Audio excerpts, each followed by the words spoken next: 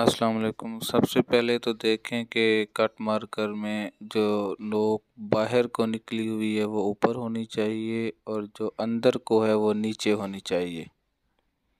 अब इसकी ग्रिप कैसे बनानी है हाथ में, तो इसके लिए 3 तरह के प्रैक्टिसेस चाहिए थोड़ी सी। ये सबसे पहले आप एस की शेप में मुकम्मल मोटाई में ना एक आध पेज पर प्रैक्टिस कीजिए। ये फर्स्ट स्टेप है मार्कर की ग्रिप का। तो इस तरह जहाँ तक हो सके ये ना हो कि कहीं से ये कट आए, बल्कि मुकम्मल आखिर तक आपकी ग्रिप मज़बूत रहे।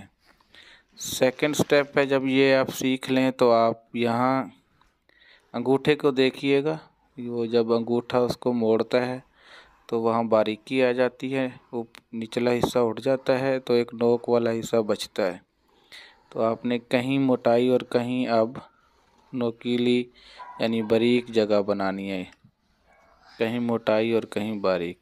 एक आध पेज इस पर खर्च करने के बाद नेक्स्ट स्टेप है ये ज़रा करीब करीब, कहीं मोटाई कहीं बारीकी, कहीं मोटाई कहीं बारीकी।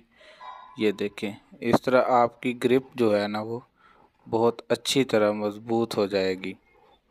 फर्स्ट स्टेप अच्छी तरह प्रैक्टिस कीजिए, सेकंड स्टेप भी और ये थर्ड स्टेप भी।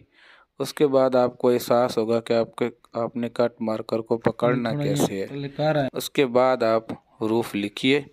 कुछ मैं यहाँ पे समझा देता हूँ कि आपको हरूफ लिखने के लिए किस तरह मार्कर पकड़ना है और किस तरह इसको लिखना है।